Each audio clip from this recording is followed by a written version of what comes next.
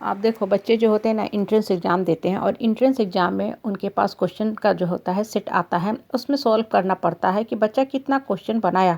बनाने से मतलब नहीं है, बनाने का यहाँ मतलब होता है कि कितना सही आंसर लिखा, मतलब कितना उसने पॉजिटिव आंसर किया है, कितना निगेटिव किया है। सपोज करो बच्चे ने आंसर लिखना शुरू किया और सिर्फ 30 क्वेश्चन बनाया, लेकिन 30 का 30 सही है, बच्चे का पॉजिटिव मार्किंग होगा, बच्चा जो है कंपटीशन में कंप्लीट कर जाएगा। अच्छा, उसको एक कॉलेज मिलेगा या जॉब मिलेगी। लेकिन सपोज करो बच्चा जो बनाता गया 50 बनाया, 60 बनाया, लेकिन जो बनाया उसमें जो है निगेटिव जो था उसने ज़्यादा कर दिया, मतलब आंसर जो है उसने गलत ज़्यादा कर दिया गया।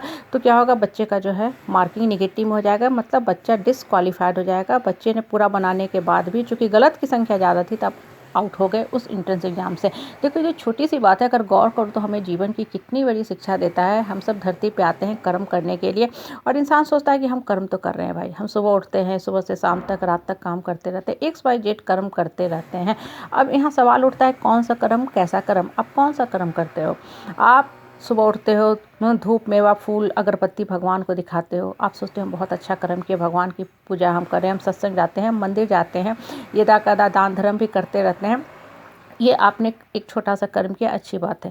और रेस्ट ऑफ द टाइम आप कौन सा कर्म करते हैं? आप जिस समाज परिवार परिवेश में रहते हैं, लोगों को जाते हो, रुलाते हो, डराते हो, धमकाते हो, लोगों के मन में सिर्फ नकारात्मक बातें भरने का कोशिश करते हो, उनके मन के भावना फीलिंग इमोशन से खेलते हो, उस इंसान को टॉर्चर करते हो, उसके ऊपर दबंगई दिखाते हो, अपने बाहुबल का शक्ति का गलत उपयोग करते हो और आप कहते हो हम कर्म कर रहे हैं। ये भला कौन सा कर्म है? ये किस कर्म की श्रेणी में जाता है? आप खुद सोच के देखो।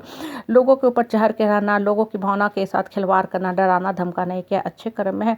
लोग आपके ऊपर आते हैं, आपको फ्रस्ट्रेशन सफोकेशन सेपरेशन में डाल के जाते हैं। और सबसे बड़ी बात, सामने वाला बर्दाश्त भी कर रहा है। जो इंसान बर्दाश्त कर रहा है वो भी गलत कर रहा है, वो अपने लाइफ के साथ खिलवाड़ कर रहा है। क्यों खिलवाड़ कर रहा है? क्योंकि धरती पे आप आए हो एक हैप्पी लाइफ का डेस्टिनी लिखने, अपनी लाइफ को मीनिंगफुल बनाने, ना कि रोके घुटके मर के पर के सर के रहने। सामने वाला गलत बर्ताव कर रहा है तो आपका भी क्या कर्तव्य बनता है? पहले आपका अपने ऊपर कर्तव्य बनता है कि आप उस चीज़ को रोको। श्री कृष्ण ने गीता में क्या कहा? अपमान करना, अपमान सहना, शासन करना, दूसरे के ऊपर गलत बर्ताव करना और उस चीज़ को बर्दाश्त करना, दोनों ही सरासर गलत है। और आप क्या करते हो? आप ऐसे लोगों के पास जाते हो, हाँ में हाँ मिलाते हो, चूँकि आपको कहीं न कहीं मन के अंदर ये फ़ियर रहता है, एक कुंठा की भावना रहती है कि अगर हम इनको छोड़ देंगे तो कैसे होगा, मेरा सर्वाइव करना मुश्किल हो जाएगा। इसका मतलब आप पूजा कर रहे हो, आपको भगवान के ऊपर विश्वास नहीं है।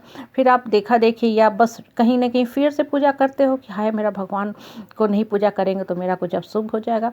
देखो, सबसे बड़ी बात, जब कोई आप कर्म करते हो तो ये एकदम क्लैरिटी के साथ करो कि कौन सा कर्म हम कर रहे हैं, कौन सा कर्म किस कैटेगरी में जाता है। अगर आप भगवान की भी पूजा कर रहे हो तो आप आंखें बंद करके पूजा तो करते हो, लेकिन आपका त्रिनेत्र खुलते जाना चाहिए। जब त्रिनेत्र खुल जाता है मतलब मन की शक्ति जागृत हो जाती है, मन खुलने लगता है, मन ऊपर वाला से जुड़ने लगता है, तब को आपको अपने अंदर की जो शक्ति है, जो भगवान की शक्ति है, पूरा एहसास होना चाहिए। और ऐसा इंसान डरता नहीं है, रो रो के नहीं जीता है, घुट के मर के पर के सर के नहीं रहता है, जा जाके लोगों के पास घड़ी घड़ी माफ़ी भी नहीं मांगता है। देखो, माफ़ी मांगना चाहिए, ठीक है, बहुत बार रिश्ते का लिहाज करना चाहिए, लेकिन अपने आत्मा को कुचल के, आत्म शक्ति को ख़त्म करके सिर्फ लोगों के आगे गिर के रहना, अब तलवार चाटना या डर के रहना कि हम समाज में सर्वाइव नहीं कर पाएंगे इसलिए हम बार बार माफ़ी मांग रहे हैं, तब तो इस तरह के जो रिश्तेदारी होती है, दुनियादारी होती है, इस पर हमेशा ही हमेशा प्रश्न चिन्ह लगा रहेगा, क्वेश्चन मार्क लगा रहेगा।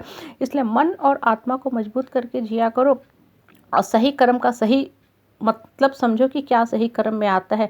देखो, भगवान श्री कृष्ण ने बहुत अच्छी बात बोली थी भीष्म पितामह को कि महामहिम, आप जीवन भर अधर्मीय धर्म करते आए हैं। जिसको सुनकर भीष्म पितामह चौकस हो गए।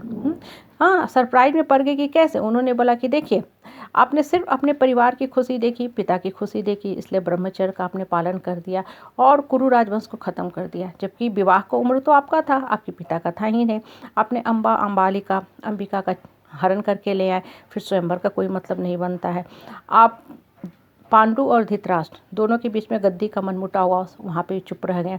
आपने द्रौपदी का चीरहरण होने दिया, रोकने की कोशिश नहीं की। आप आजीवन सिर्फ और सिर्फ अधर्म ही अधर्म करते आए हैं, इसलिए आज आप यहाँ पे कुरुक्षेत्र के मैदान में सामने खड़े हुए हैं और आपको प्राणदंड मिलेगा ही मिलेगा। देखो, अगर गौर करो ना तो ये बातें होती है ना, इसका कितना गूढ़ मंतव्य है। सिर्फ इंटरटेनमेंट के लिए, मनोरंजन के लिए ना टीवी देखो ना किताबें पढ़ो कि वाह वाह बहुत अच्छा, वो चीज़ एक्चुअली बताया गया है हमारे लिए, हमें सीखने के लिए कि सही जीवन का सोच रख के, सही मंतव्य समझ के जीवन के कर्म करो, तभी आपको फल मिलेगा, तभी लाइफ भी मीनिंगफुल होता जाएगा।